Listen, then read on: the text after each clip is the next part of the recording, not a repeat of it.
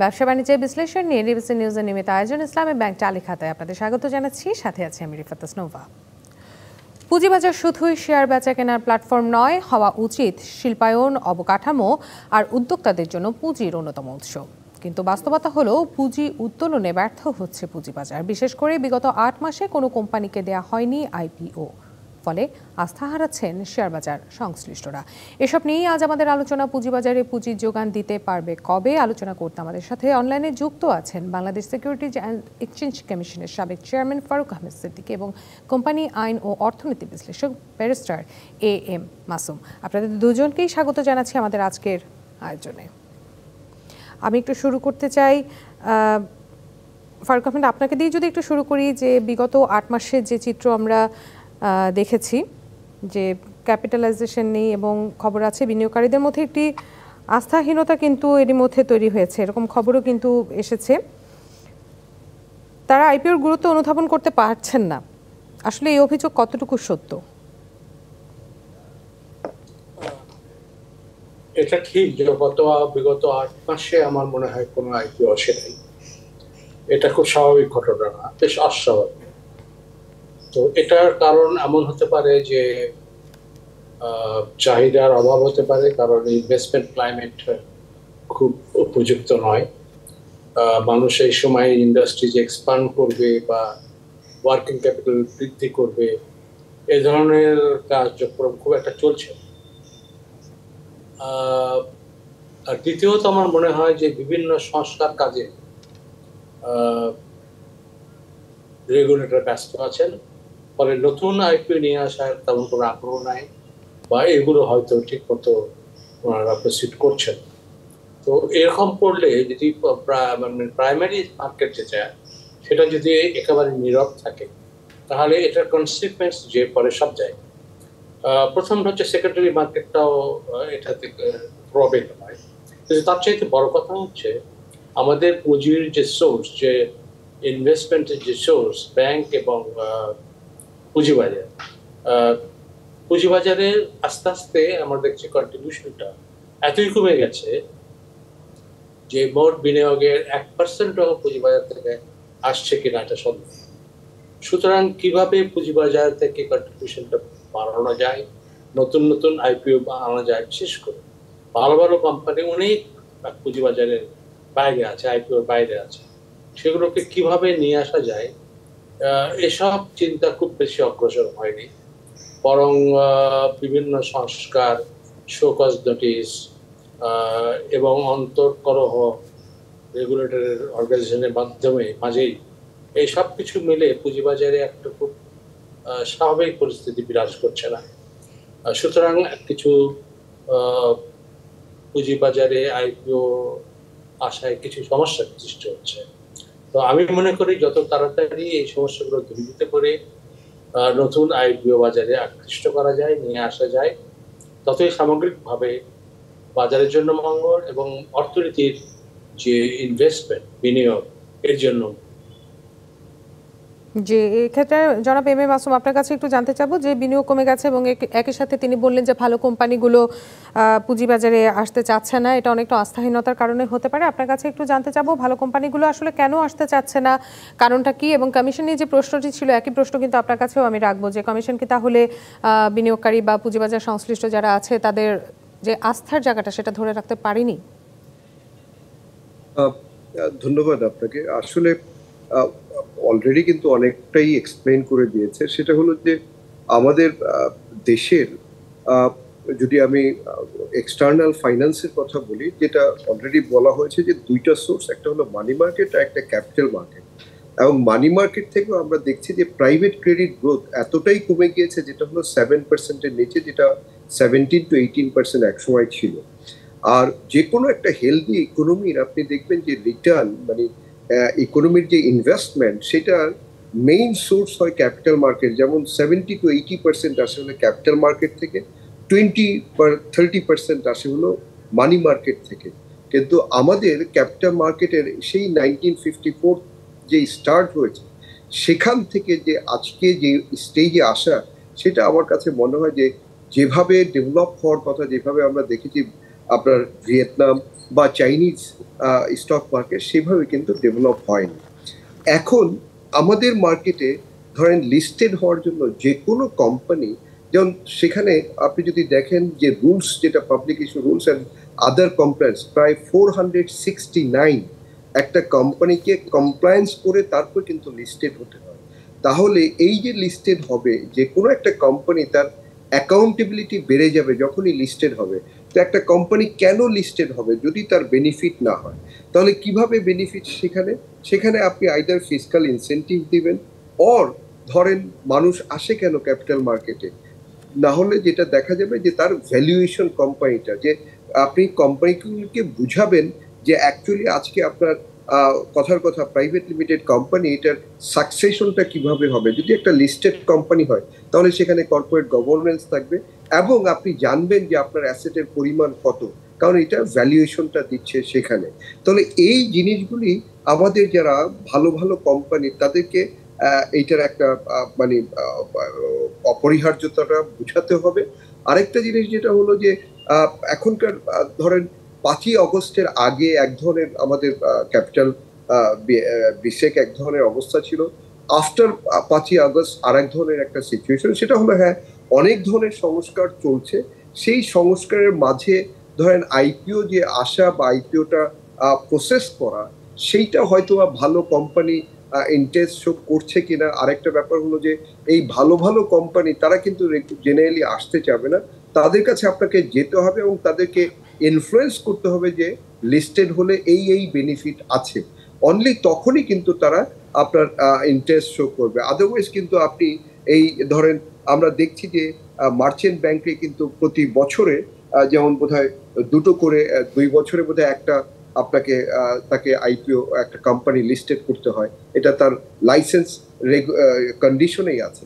কিন্তু শুধু merchant bank চেষ্টা করলেই হবে না, এখানে এক্সচেঞ্জগুলিকে চেষ্টা করতে হবে, প্লাস কমিশনকেও ওভারঅল চেষ্টা করতে হবে। যদি এইভাবে চেষ্টা করা হয় তাহলে হয়তো বা ফিউচারে আমরা ভালো একটা অবস্থান দেখব। তারপর আমি যেটা দেখছি যে গভর্নমেন্ট থেকে যেই ধরেন কিছুদিন আগে একটা সামিট হলো, সেখানে কিন্তু আপনি দেখেছেন যে ফরেন ইনভেস্টরদের জন্য বা এফডিআই এর সেখানে কিন্তু এই ক্যাপিটাল মার্কেটের কোনো অবস্থানই ছিল না। তাহলে এই ক্যাপিটাল মার্কেটকে, যেটা ইকোনমির একটা দুটো প্যারামিটার যদি ধরেন যে কোনো এক্সটার্নাল ফাইন্যান্সের, একটা হলো মানি মার্কেট, একটা ক্যাপিটাল মার্কেট, তাহলে আপনি ক্যাপিটাল মার্কেট ছাড়া কিভাবে যে কোনো ইকোনমি বা ইকোনমিতে ইনভেস্টমেন্ট কিভাবে বাড়াবেন?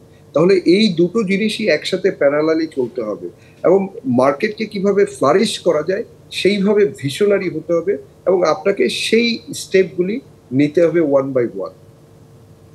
যে এই আপনার এই কথা ধরেই আমি একটু যেতে চাচ্ছি ফারুক আহমেদ আপনার কাছে। যে বিষয়টি আমরা জানছিলাম যে কিছুদিন আগে একটি বিনিয়োগ সম্মেলন হয়েছে, সেখানে পুঁজিবাজারকে খুব একটা বেশি গুরুত্ব দেওয়া হয়নি, এই অভিযোগটা কিন্তু আমরা শুনেছি এবং সেটা আমরা দেখেছিও।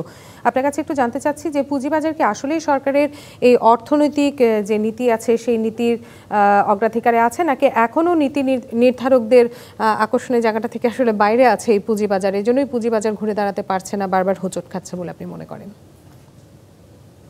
আমার মনে হয় যে পুঁজিবাজার যে সরকারের খুব একটা প্রায়োরিটি লিস্টে আছে এটা মনে হয় না। এবং বিনিয়োগ সম্মেলন যেটা হলো সেখানে পুঁজিবাজার নিয়ে আলোচনা হয়েছে বা না হয়েছে আমি জানি না, তবে আমার সার্বিকভাবে ধারণা হচ্ছে যে এই ধরনের অনিশ্চিত একটা সময়ে, যখন আমাদের সরকার কতদিন থাকবে তার নিশ্চয়তা নাই, পরবর্তী সরকার কি আসবে নিশ্চয়তা নাই, তাদের পলিসি কি হবে নিশ্চয়তা নাই, এই ধরনের একটা পরিবেশে কিন্তু এফডিআই বলেন আর পোর্টফোলিও ইনভেস্টমেন্টই বলেন এটা আসে না। ইভেন ডোমেস্টিক ইনভেস্টমেন্ট এটা আসে। একটা লং টার্ম সরকারের জন্য আমাদের অপেক্ষা করতে হবে। এখন দেখেন ব্যারিস্টার সাহেব খুব সুন্দরভাবে বলেছেন যে আমাদের ইভেন ডোমেস্টিক যে ইনভেস্টমেন্ট এটা নেগেটিভ হয়ে গেছে এবং ক্রেডিট গ্রোথ মাত্র 7%। তার মানে আমাদের ডোমেস্টিক যে কোম্পানিগুলো সেখানেও ইনভেস্টমেন্টটা স্লো ডাউন করে গেছে। তো ইনভেস্টমেন্ট যখন মানুষ করবে তখন কিন্তু প্রথমে এসে ব্যাংকে যাবে। তো আমাদের প্রবলেম হচ্ছে যে আমাদের যে ইনভেস্টমেন্ট আপনার জিডিপি ইনভেস্টমেন্ট যে রেশিও, প্রাইভেট সেক্টর ইনভেস্টমেন্ট যে রেশিও, এটা যদি আপনি দেখেন বহু বছর থেকে 22-23%-এর মধ্যে আছে। অর্থাৎ প্রাইভেট সেক্টর ইনভেস্টমেন্ট বাড়ছে, কিন্তু প্রতি বছরই কিন্তু ব্যাংকে ডিপোজিট বাড়ছে, 10%, 12%, 15% ডিপোজিট বেড়ে যাচ্ছে। সুতরাং আমাদের যে ইনভেস্টমেন্ট নিড, এটা আমাদের লং টার্ম ফাইন্যান্সিং করে, প্রজেক্ট ফাইন্যান্সিং করে ব্যাংক থেকেই মেটানো সম্ভব হচ্ছে, যেহেতু আমাদের ব্যাংকগুলো ইনভেস্টমেন্ট ব্যাংক হিসেবেও প্র্যাকটিক্যালি কাজ করছে, কারণ তারা লং টার্ম লোন দিচ্ছে। সুতরাং এখন এই যেহেতু private sector investment private sector ইনভেস্টমেন্টে সেভাবে গ্রোথ হচ্ছে না, এবং আমার মনে হয় যে খুব অদূর ভবিষ্যতে হওয়ার সম্ভাবনাও কম। সেই পরিস্থিতিতে যেখানে ব্যাংকেরই ক্রেডিট যেটা ফ্যাসিলিটিস আছে সেটাই ইউটিলাইজ হচ্ছে না। As a matter of fact এখন সরকার পর্যন্ত প্রাইভেট সেক্টর মানে শিডিউল ব্যাংক থেকে লোন নেওয়া শুরু করেছে। জি, জনাব ফারুক আহমেদ সিদ্দিকী এবং জনাব এম এ মাসুম, আমাদের আরো অনেক আলোচনা আছে আপনাদের সাথে। আমরা আসলে জানতে যাব কেন এখনো পুঁজিবাজার পুঁজির যোগান দিতে পারছে না, এই বিষয়গুলো নিয়ে আলোচনা করব, কিন্তু তার আগে আমরা নিয়ে নিচ্ছি ছোট্ট একটি বিরতি। নিচ্ছি ব্যবসা বাণিজ্য বিশ্লেষণ নিয়ে। ডিবিসি নিউজের নিয়মিত আয়োজন ইসলামী ব্যাংক টালি খাতায়, সঙ্গে থাকুন। আবার স্বাগত জানাচ্ছি ব্যবসা বাণিজ্য বিশ্লেষণ নিয়ে। ডিবিসি নিউজের নিয়মিত আয়োজন ইসলামিক ব্যাংক টালি খাতায়। আমাদের আজকে আলোচনার বিষয় পুঁজিবাজার পুঁজির যোগান দিতে পারবে কবে, এর উত্তর আমরা খুঁজবো। আমরা আবারও আমাদের অতিথিদের কাছে ফিরে যাচ্ছি। এ পর্যায়ে আমি একটু যেতে চাই এম এ মাসুম, আপনার কাছে একটু যেতে চাই। আপনার কাছে জানতে চাবো যে আসলে কেন এমন হলো পুঁজিবাজারের অবস্থা। নতুন সরকার আসার পর তো বেশ আশায় বুক বেঁধেছিল বিনিয়োগকারীরা, সে সাথে পুঁজিবাজার সংশ্লিষ্টরা। এখানে আসলে পলিসিগত কি ধরনের জটিলতা রয়েছে? পলিসিগত জটিলতা তো অবশ্যই, কিন্তু তার আগে আমি দু একটা কথা আপনাকে বলি যে ডিফারেন্সটা আপনি দেখেন 2010-এর যদি ধরেন টাইম, তখন আমাদের বিনিয়োগকারী ছিল অ্যারাউন্ড 30 লাখ, আর আজকে যদি আপনি বিনিয়োগকারীর ধরেন, বিও হোল্ডার আছে 16 লাখ সামথিং, এবং তাদের অ্যাকাউন্ট সেটা হলো যে যাদের অ্যাকাউন্টে শেয়ার আছে সেরকম হলো 12 লাখ সামথিং। তাহলে আপনি চিন্তা করেন যে কত পরিমাণ 2010 থেকে আমাদের বিনিয়োগকারী কমেছে মার্কেট থেকে।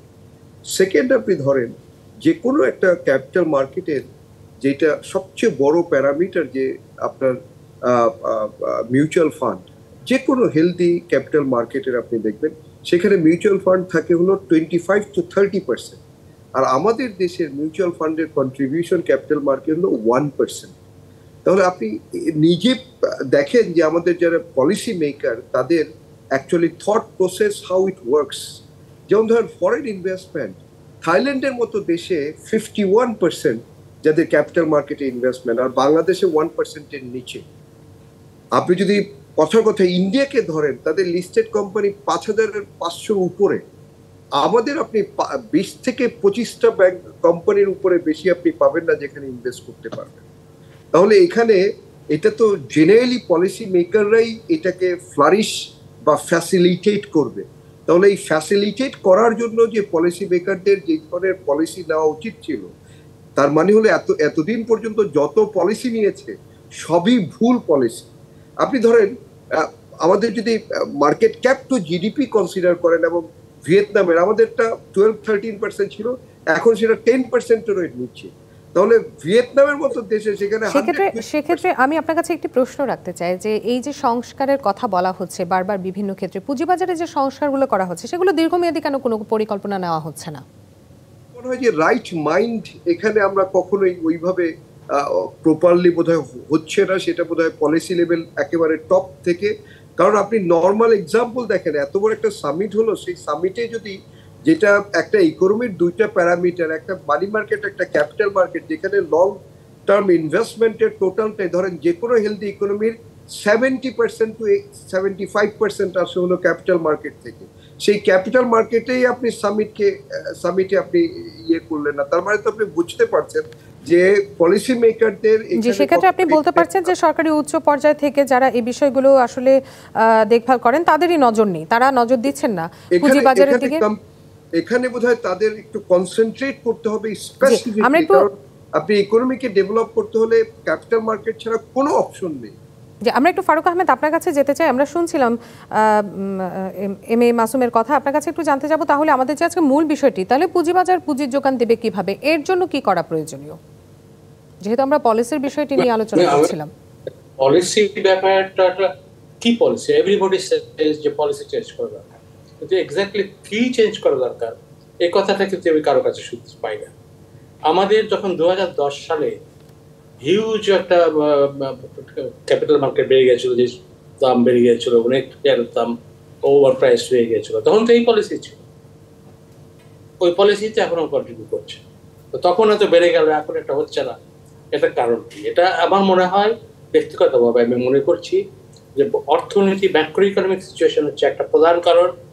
আপনারা জানেন যে এবার IMF আমাদের গ্রোথ এস্টিমেট করেছে 3.76%। অর্থাৎ ধারণা করা হচ্ছে যে IMF মনে করে যে আগামী জুন মাস পর্যন্ত অর্থনীতিতে তেমন কোনো গতি আসবে না। তো এটা যদি হয়, তার মানে আমাদের ব্রড লেভেলে, ম্যাক্রো লেভেলে আমরা ইনভেস্টমেন্ট খুব একটা আসবে, সেটা ডোমেস্টিকই হোক আর বিদেশি হোক, সেটা আমরা আশা করতে পারছি না। সেক্ষেত্রে আপনি কি ধরনের পলিসি চেঞ্জ করবেন? আমাদের একটা ব্যাপার হচ্ছে, একটা লিমিটেশন আমাদের প্রথমে মনে রাখতে হবে যে আমরা গ্রিনফিল্ড কোম্পানিকে অ্যালাউ করি না। সুতরাং আমাদের যারা ক্যাপিটাল মার্কেটে আসবে, পুঁজিবাজারে আসবে, তারা শুধুমাত্র এক্সপানশনের জন্য অথবা ওয়ার্কিং ক্যাপিটাল বৃদ্ধি করার জন্য অথবা কিছু রিকনস্ট্রাক্ট করার জন্য। জি, আমাদের সময় একেবারেই শেষ হয়ে গেছে। বিষয়টি নিয়ে হয়তো পরবর্তীতে কোনো একদিন আপনাদের সাথে আবারও আলোচনা করব। আমরা বিদায় নিচ্ছি আপনাদের কাছ থেকে। ধন্যবাদ। ব্যবসা বাণিজ্য বিশ্লেষণ নিয়ে ডিবিসি নিউজের নিয়মিত আয়োজন ইসলামিক ব্যাংক চালি খাতা আজ এ পর্যন্ত।